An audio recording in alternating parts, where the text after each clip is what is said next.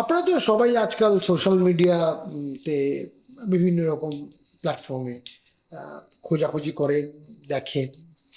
আহ, আমার কিছু ভিডিও হয়তো আগে দেখে থাকবেন সোশ্যাল মিডিয়ায়।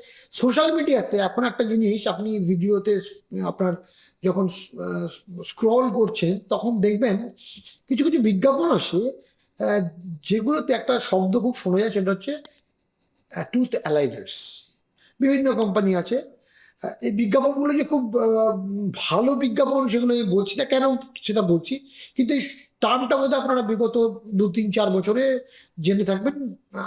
কোভিডের পরে তো বেশি করে এর নাম হচ্ছে অ্যালাইনার্স, টুথ অ্যালাইনার্স। এখন আজকে একটু ভাবলাম, যেহেতু অ্যালাইনার্স নিয়ে কোনোদিনই কিছু আপনাদের সঙ্গে ডিসকাস করা হয়নি, অ্যালাইনার্সটা বলি। আর সেই সঙ্গে সঙ্গে দাঁতের এলোমেলো দাঁতের জন্য যে চিকিৎসা আছে কনভেনশনাল ব্রেস, সেটাও নিয়ে একটু একটু ডিসকাশন করে দেবে। প্রথমে বরং কনভেনশনালটা বলি, সেটা একটু বুঝতে সুবিধা হবে। আমরা সবাই জানি যে আহ, এলোমেলো দাঁতকে ঠিক করার জন্য আমরা বহুদিন ধরে বিভিন্ন রকম ট্রিটমেন্ট বাজারে আছে, এগুলোকে সমস্ত একটা বড় ছাতার তলায় যদি আনি, তাকে বলা হয় অর্থোডন্টিক ট্রিটমেন্ট। এই ট্রিটমেন্টটার সবচেয়ে কমন ফর্ম হচ্ছে ব্রেসেস। কারণ আগেকার দিনে তো, ধরুন আজ থেকে 40-50 বছর আগে, বা আমি যখন গ্রাজুয়েশনের ছাত্র ছিলাম, তখনও ব্রেসেস বা ফিক্সড ব্রেসেস খুব পপুলার হয়নি আমাদের এই দেশের এদিকে। তখনও রিমুভেবল দিয়ে খোলা পড়া যায় এরকম প্লেট দিয়ে ট্রিটমেন্ট হতো, কিন্তু সেগুলোতে আমরা খুব ভালো ডিজায়ার্ড রেজাল্ট পেতাম না। কিন্তু তারপরে আস্তে আস্তে যখন ফিক্সড ব্রেসেস এলো, সেখানে কিন্তু অত্যন্ত ভালো রেজাল্ট আমরা পেতে শুরু করলাম। মানে অত্যন্ত বাঁকা, টেরা বাঁকা দাঁত, দাঁতের পজিশনে খুব গন্ডগোল আছে, সবগুলো জিনিস খুব সুন্দরভাবে অ্যালাইন করা যেতে শুরু করলো।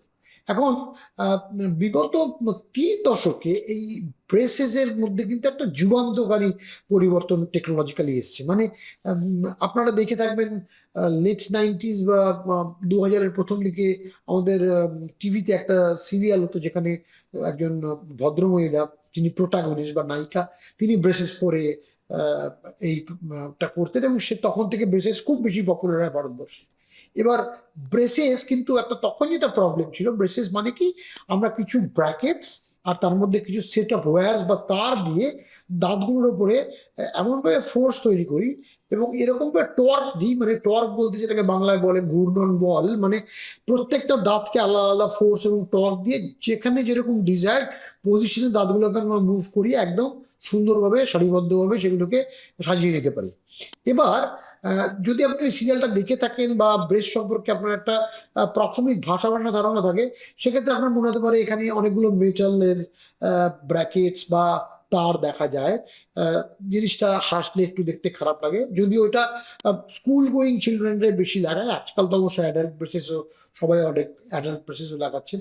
কিন্তু আপনাদের সুবিধার্থে বলি যে অর্থনৈতিক দিক, যেহেতু আজকে একটা খণ্ড আলোচনা করছি, সম্পূর্ণ আলোচনা করছি না, কারণ এই ব্রেসেসটা তো অনেকদিন পড়তে হয়, 1.5 বছর, 2 বছর, 2.5 বছর, অনেক সময় 3 বছরও করতে হয়। এই লুকস ওয়াইজ কিন্তু ব্রেসেস এখন অনেক বেশি ইমপ্রুভ হয়েছে। এখন টুথ কালার্ড বা সেরামিক ব্রেসেস পাওয়া যাচ্ছে, যেটা একদম দাঁতের মতোই দেখতে, শুধুমাত্র ওয়্যার বা তারটা একটু মেটালিক কালার, বাকিটা হাসতে প্রায় বোঝাই যায় না।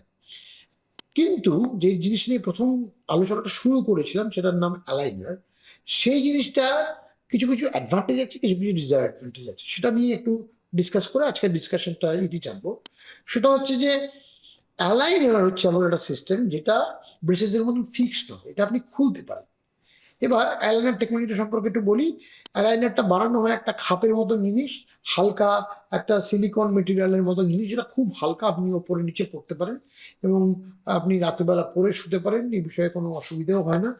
আর অ্যালাইনারে কি করা হয়, আমরা আমরা প্রথমেই পেশেন্টের একটা মাপ নিই, তাহলে এলোমেলো আঁকা বাঁকা দাঁতের অবস্থায়, আর সফটওয়্যারের মাধ্যমে একদম ফাইনাল পজিশন, সারিবদ্ধ অবস্থায় দাঁতগুলো যেরকম থাকবে সেই পজিশন পর্যন্ত নিয়ে গিয়ে বিভিন্ন সফটওয়্যারের অ্যালগোরিদম ইউজ করে আমরা অনেকগুলো মডেল তৈরি করতে পারি ভার্চুয়ালি, যেখানে আমরা ঠিক করতে পারি যে আমরা যেখান থেকে শুরু করছি আর যেখানে শেষ করবো, এর মাঝখানে কটা ডিফারেন্ট ফেজ আছে, সে অনুযায়ী ততগুলো নাম্বার অফ অ্যালাইনার। এই অ্যালাইনারগুলো মোটামুটি প্রত্যেকটা অ্যালাইনার 2 সপ্তাহ করে পড়তে হয়, এবং প্রত্যেক 2 সপ্তাহে অ্যালাইনার চেঞ্জ করতে হয়।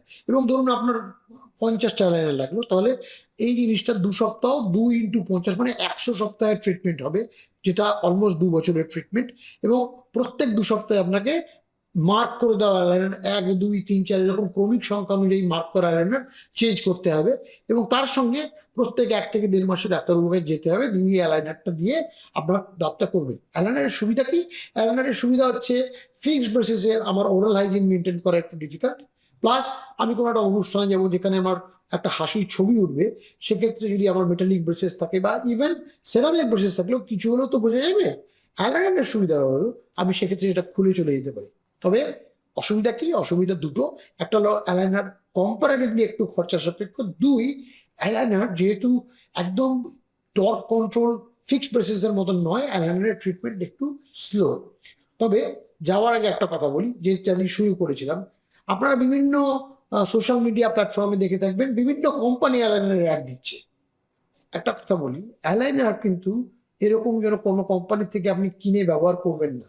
কারণ সেক্ষেত্রে আপনারা ভাবলেন যে এটা বোধহয় এরকম ভাবে কিনে ব্যবহার করা যায়, কিন্তু যেহেতু মাঝখানে কোনো ডাক্তার নেই, সেক্ষেত্রে আপনি মনে রাখবেন যদি ট্রিটমেন্টে কোনো অসুবিধা হয়, সেই কোম্পানি কিন্তু আপনার অ্যালাইনারের ট্রিটমেন্ট আর ঠিক করতে পারবে না। অতএব অ্যালাইনার ট্রিটমেন্ট যদি আপনাকে করতেও হয় বা ব্রেস যদি করতে হয়, তবে তো বটেই একজন ডাক্তারেরই হেল্প নিতে হবে। এই ডাক্তারদের স্পেশালাইজড ডিগ্রি আছে, তাদের বলা হয় অর্থোডন্টিস্ট। আমাদের ক্লিনিক বা আমাদের ইনস্টিটিউট অফ ওডোন্টোরায় অর্থোডন্টিস্টের গ্রুপ আছে, বা আপনার কাছাকাছি কোনো অর্থোডন্টিস্ট থাকলে তাকে দেখান, এবং আপনি ব্রেস বা অ্যালাইনার আপনার জন্য বা আপনার সন্তানের জন্য বা আপনার চেনাশোনা যার দাঁত এলোমেলো দাঁতকে সোজা করার প্রয়োজন পড়ছে, সেরকম কারো জন্য অ্যালাইনার বা ব্রেস কোনটা সবচেয়ে ভালো পদ্ধতি বা কোনটার কি সুবিধা অসুবিধা তিনি আরো বিশদে আপনাকে বুঝিয়ে বলতে পারবেন। তাহলে এটা বোঝার পরে একটু সামারাইজ করার চেষ্টা করি বা একসঙ্গে বোঝার চেষ্টা করি নর্মাল ব্রেসেসের সঙ্গে অ্যালাইনারের পার্থক্য কোথায়। নর্মাল ব্রেসেস ফিক্সড, অনেক সময় যেহেতু ওয়্যার থাকে, এটা আপনার মুখে কিছু কিছু ওরাল হাইজিনের জন্য প্রবলেম তৈরি করতে পারে, কিন্তু এর টর্ক কন্ট্রোল ভালো, ট্রিটমেন্ট টাইম কম্পারেটিভলি কম এবং একটু কম খরচা সাপেক্ষ। পক্ষান্তরে অ্যালাইনারের সুবিধাটা হচ্ছে অ্যালাইনার যখন তখন আপনি সব মুভ করাতে পারেন, কিন্তু অ্যালাইনারের টর্ক কন্ট্রোল এবং দাঁতের মুভমেন্টের কন্ট্রোল কিন্তু ফিক্সড ব্রেসেসের মতো নয়। যদিও অ্যালাইনার দেখতে খুব সুবিধাজনক এবং আপনার অ্যালাইনারের জন্য হাসিতে কোনো রকম মেটালিক শাইন বা মেটালিক ফর্ম নেই, সেই জন্য অ্যালাইনার লোকে প্রেফার করে। কিন্তু মনে রাখবেন অ্যালাইনারের একটা লব সাইড আছে, সেটা হচ্ছে অ্যালাইনার স্লো এবং অ্যালাইনার নর্মাল ব্রেসেস একটা যথেষ্ট খরচা সাপেক্ষ। অতএব দুটোরই ভালো মন্দ দুটো দিক আছে, কিন্তু আপনার জন্য সবচেয়ে ভালো চিকিৎসা কিন্তু আপনার অর্থোডন্টিস্টই বলতে পারবেন। অতএব সবসময় নিজের আগ্রহ এবং নিজের উৎসাহের জন্য একটা ট্রিটমেন্ট সিলেক্ট করা একদমই উচিত নয়, এবং সোশ্যাল মিডিয়া থেকে এই ধরনের ট্রিটমেন্ট সিলেক্ট করা তো একদম উচিত নয়।